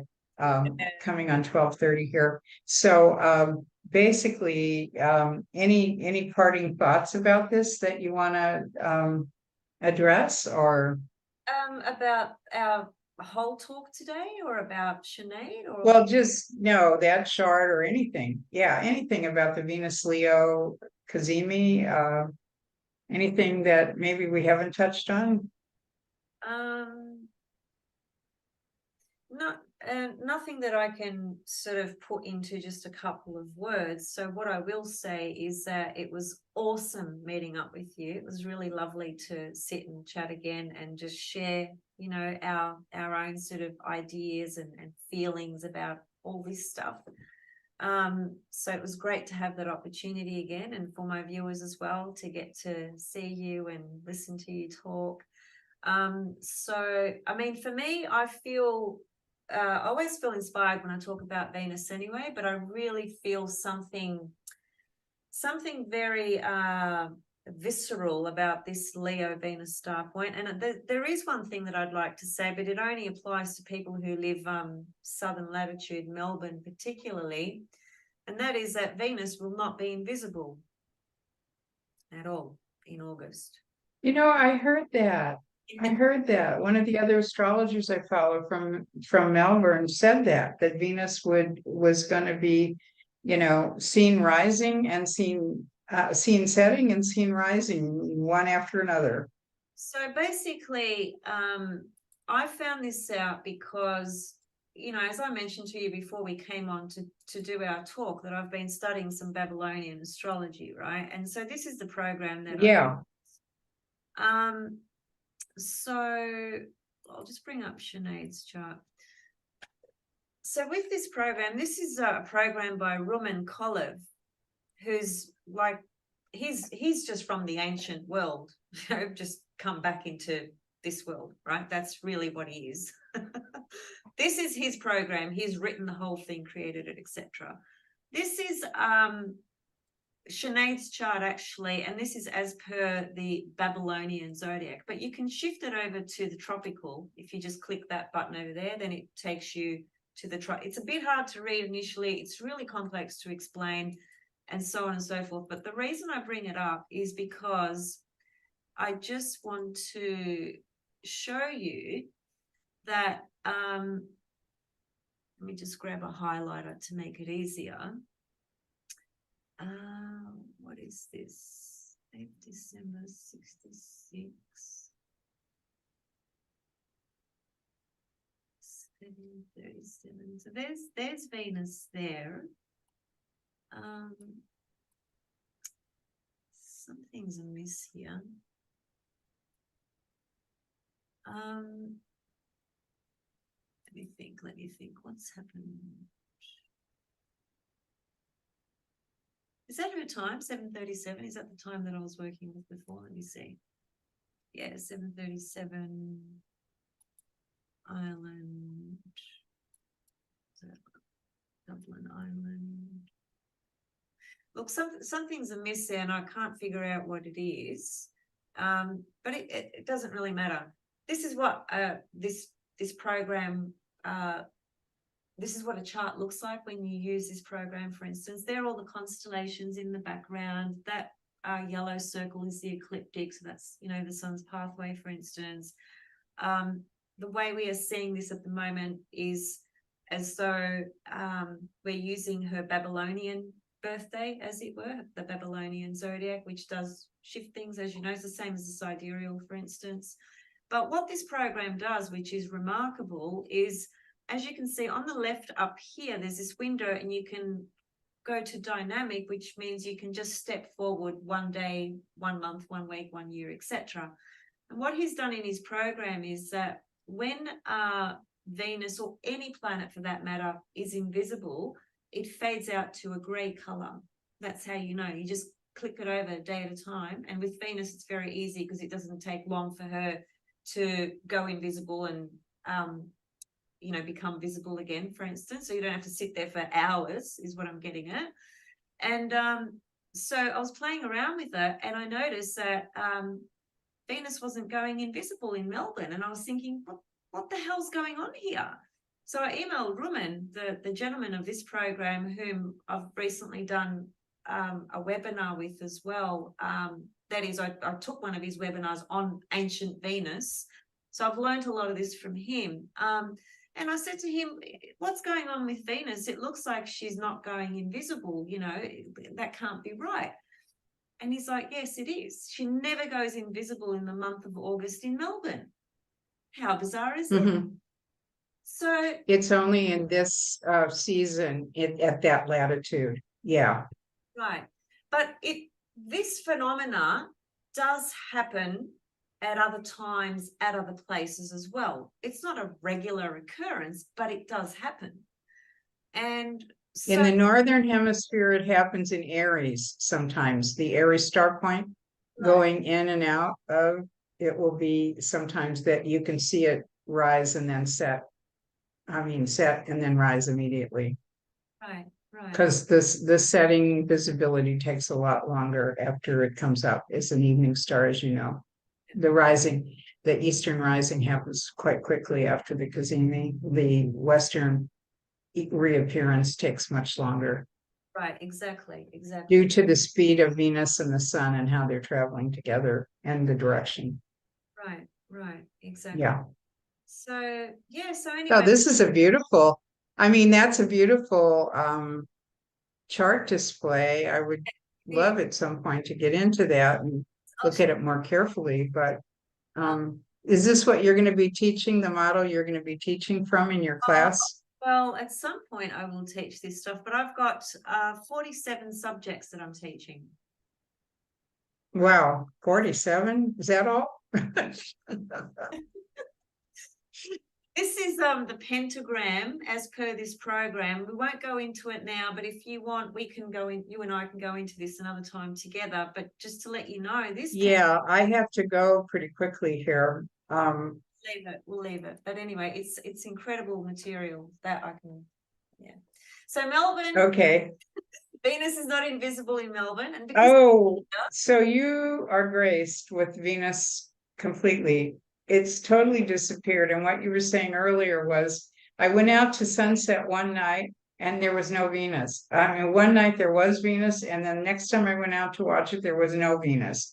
And so it rapidly, once it starts going down and, heading towards morning star, heading towards retrograde Cazimi, it leaves quickly. So you got to catch it while you can. absolutely. But we had many, many months of beautiful observation in the West, and I look forward to see what this the internal fire that is turning up from the interior of the Venus star retrograde, which is what happens.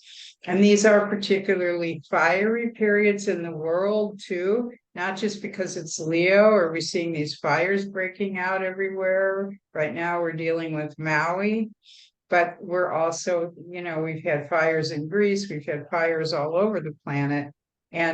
But in a retrograde, as we come to the retrograde Venus star closest to the Earth, its magnetic energy has a lot of things erupting into flames and breaking out and exploding and all of that. So during this retrograde period, even though it's a beautiful time to connect to the inner heart space and to go deep within and to come out renewed and refreshed, it can be very turbulent times in the world. Agreed. And to that, I would just add that from a personal perspective for all of us, that I think the more you trust your own heart on anything, the deeper you go into your heart, the more you trust that no matter what appears in any direction, right? The more aligned you are also with the script, which is your chart as well, right? And the Leo Venus star point, I think, speaks so much to that. Square Uranus, be authentic to your heart, right? To what your heart really feels connected with, whatever that is, right? That's, yeah. Right. That would be my final right. kind of thought or message from the heart, not even a thought. Exactly. Right. All right. Okay, it was so nice being here with you today, from heart to heart, from the north to the south, from the east to the west, from Greece to Australia. And one of these days, we hope you'll brace yourself on this land, your homeland, and join us for either an event or just join us in person. Just be here. Absolutely, I will. Yeah, I will. Absolutely. And thank you. So salutations to everyone down under there, and enjoy the rest of your winter going into spring, and this Leo Kazemi. Blessings to you all. Yeah, Venus blessings to everybody. Thank you so much, Arielle. Thank you. Okay, I'll Bye. say goodbye for now. Yasu, Kalinihta.